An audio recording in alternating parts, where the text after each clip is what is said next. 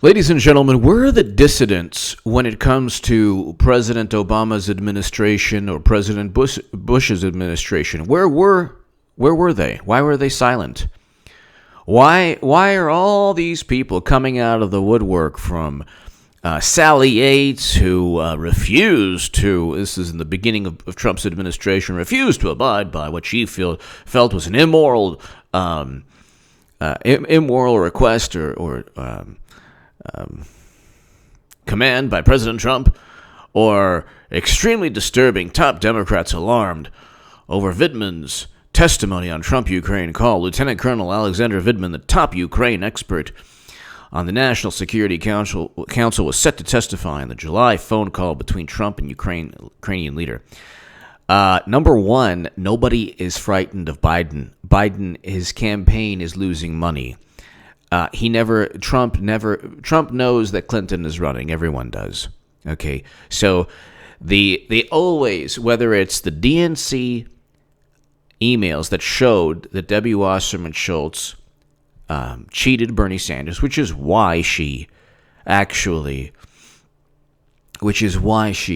resigned in disgrace. And 3 or 4 other Democratic officials resigned in disgrace. Whether it's Democrats cheating their own candidate in Bernie Sanders, or Democrats trying to hide the fact that the former vice president was on tape bragging about withholding $1 billion until another country fired an official within that country. Now, I don't care if The Intercept or NBC News or anyone else says, well, that prosecutor was known to be corrupt and, Vice President Biden was doing a good thing. Doesn't matter. He still had conflicts of interest, and that's the point. It's not the opinion of Western journalists. We always hear this when it comes to other issues, but the opinion of Western journalists or journalists anywhere is not relevant to whether or not there could have been conflicts of interest regarding other reasons why Biden pushed for the Ukraine to let go of that prosecutor. He was bragging on video. He's just a machine of hilarious and amusing quotes, Joe Biden. So he was caught with his pants down. Enjoy the visual. He was caught with his hand in the cookie jar. He has egg on his face. However you want to describe it. And then, of course, just like with the DNC cheating Bernie Sanders, they flip the script and they say, oh my God, do you see, we are the actual victims. Trump was trying to find out dirt on his political opponent.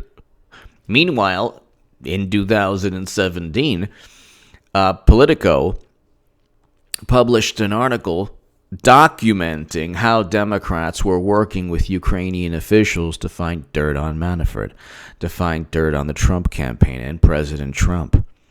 Meanwhile, Clinton purchased a Steele dossier that was compiled from everything about it was foreign sources. Christopher Steele, foreign intelligence agent, compiled with actual help from a Russian intelligence agent and Russian government officials.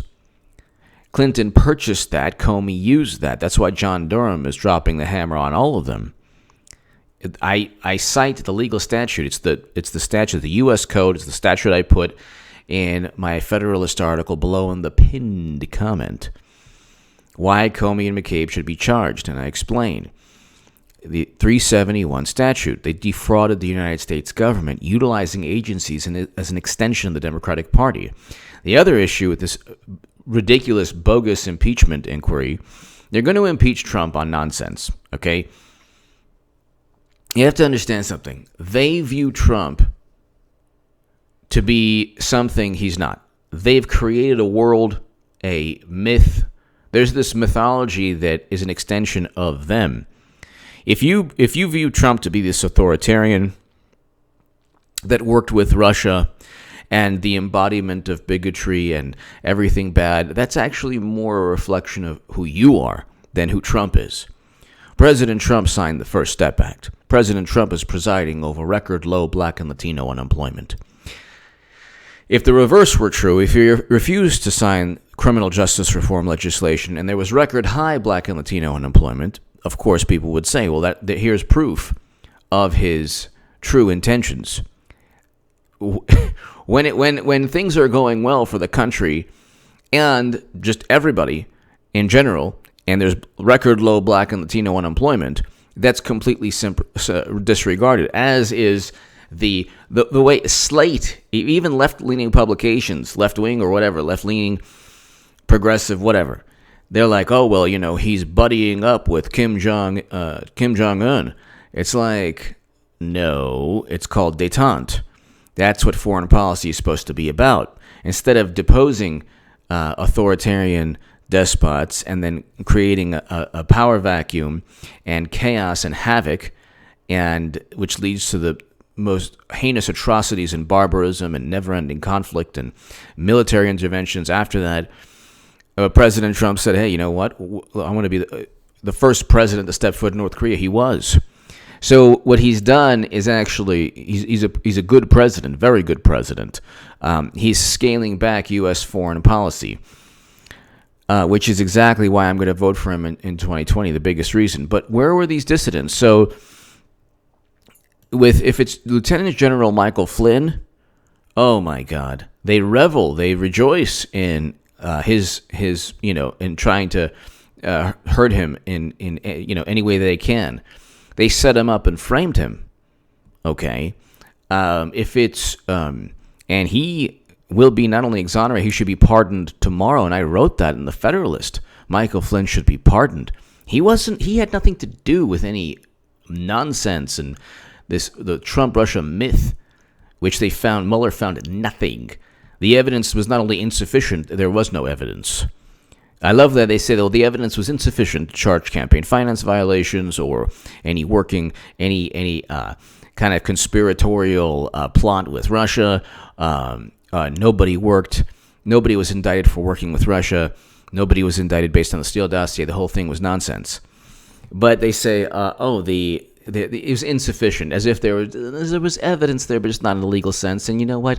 Mueller couldn't indict anyway. Then why did he have the probe? He indicted 34 people. They revel in that. But if it's Michael Flynn, oh my God, the demise of a military man, an honorable man, they don't care. They enjoy that.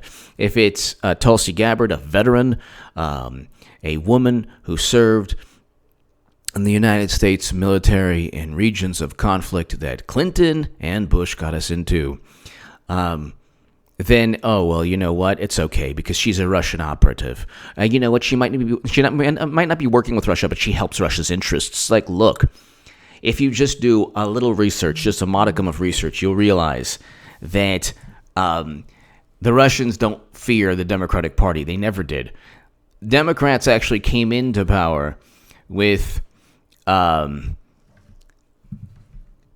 Russian reset. Then President Obama stated that the 80s want their foreign policy back. This was when Romney was the big Russia hawk. Then yellow cake uranium, according to the New York Times, was shipped out of the country. Okay. Then you had the Russians hacking the DNC, but not Clinton's private servers with top secret and special access program intelligence. Why would they hack the DNC with no classified data just to show that Bernie Sanders was being cheated, but not Clinton's servers? But then you have Bill Clinton with a $500,000 speaking engagement. Then you have Bill Clinton actually meeting with Vladimir Putin. Then you have the initial sale of 20% of U.S. uranium capacity that was not vetoed by President Obama. So why would Russia fear? Oh, because Trump is making NATO countries pay more money. Big deal. The whole thing's so absurd. I mean, why would you even? And this is the thing. When they lose again with Clinton, they still might not learn. And I think also she's running in 2024. So, but anyway, here top Democrats at the deposition of Lieutenant Colonel Alexander Vidbin, a top Ukraine expert on the National Security Council. Okay, wasn't that the organization that Biden was bragging on video too, said his testimony Tuesday was extremely disturbing. What do I care what top Democrats think? Anything, if it's Tulsi Gabbard or Lieutenant General Michael Flynn, oh well, suddenly the military doesn't count. But then if it's a military person that they side with, then we have to just revere the. But also when you look at Trump with McCain, I would have liked Trump to not say certain things regarding McCain, but you know what? You know who said worse? Democrats in 2008.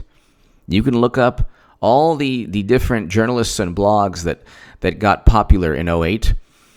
They were saying things that were far more egregious than Trump regarding McCain, his military service, his heroism, his POW experience. It was Democrats that denigrated him with no shame. No shame. And I mean, they did the same thing with Sarah Palin. I mean, now everything's about misogyny. Look what they did to Sarah Palin. So the Democratic Party, people are liberals in general, biggest hypocrites on the planet. They don't really care. When they say something's offensive, what they truly mean is it is offensive to them at that moment, if especially when calling something offensive would help them in terms of politics, political influence. If it's Clinton, calling the youth of millions of, calling black youth super predators, or even Clinton, she called, yes, this happened, Mahatma Gandhi, you can look it up in the New York Times, a gas station attendant. They don't care. She's running again. Democrats are going to nominate again a person twice who said the things that she said and also presided over mass incarceration and also sided with Bush and also used servers with top secret intel. And you can see that every single possible ghost of Clinton's past, the golden muumuu, every single possible golden muumuu controversy is trying to be swept under the rugs. And I love this, and I have to say this. The impeachment is based on trying to make everything morally relative because Clinton is just so horrendous. I mean, just so horrendous. The golden muumuu has so much baggage. You could take, an airport on a holiday weekend, and it's not even 1/100th the baggage as Clinton. So the main thing, ladies and gentlemen, is the following. They have an impeachment of Trump that's not based on, these are based on intelligence operatives. These are people working for a specific goal. These are people working for the same goal that John Brennan and Debbie Wasserman Schultz and Clinton and Comey all have in common. Isn't that bizarre? Isn't it interesting how the Washington Post, James Comey, Debbie Wasserman Schultz, and Robert De Niro all have the same goal in mind? Isn't that bizarre? Now, some people might say, well, doesn't that show that a lot of people are against Trump? He's the one who's at fault. Look how many people are against him. No, you have Hollywood, Hollywood's covered up every major controversy, every, I don't even want to get into it on YouTube because they are just cover up the most immorality. Then you have Comey, who covered up Clinton's crimes and then fabricated crimes against General Michael Flynn, along with McCabe. McCabe was the biggest person on that issue, and Strzok. And just used a Steele dossier, fabricate, set up and frame Trump, accusing him of something he didn't do, but something they should never have investigated to begin with. Hacking the DNC is not even a national security issue. So why do you want a foreign power interfering in that relation? What do you think? You think American voters are just these malleable, gullible, people with no semblance of reality? That's how Democrats feel voters are. Democrats, it's like, well, if you work for another power, if you work for a foreign country, shows all the problems we have, they're swinging the election. No, you cheated, Bernie Sanders. The DNC emails show that. Okay, it was published in a publication. And from that publication, this is why Assange should be free. The New York Times, the Washington Post also published. All of the publications throughout the world published the same things. But they looked at this gentleman here, Lieutenant Colonel Alexander Vidman. Okay, where was he? I mean, was he in a position of authority during President Obama's or Bush's administration? Was he able to, give his thoughts on invasions and interventions and failed policies that led to the demise of tens of millions of people? Did he bother to speak out at that point, or only to harm Trump? Because if it's only to harm Trump, the impeachment is nonsense. They're going to impeach Trump because this is payback. The Republicans impeached Bill. I still can't get over what they did to me. And they're going to try to impeach. They're going to eventually impeach Trump. Clinton is going to run again. McCabe's going to get indicted, and you'll see a whole lot of people get indicted eventually after. McCabe, I think, is very soon. But eventually you'll see Clinton not only get indicted, but after she loses, it could be long after she loses, but she will lose the election in 2020. It'll be a rematch. She will lose, and President Trump, Clinton's going to run, and President Trump will go 8 years. Give me your thoughts below. Who cares if they impeach him? It's like they think that what the House does, the House should have. They're going to impeach Trump before they pass a Medicare for All bill. I should tell you exactly what Democrats are all about. Give me your thoughts below. Thank you.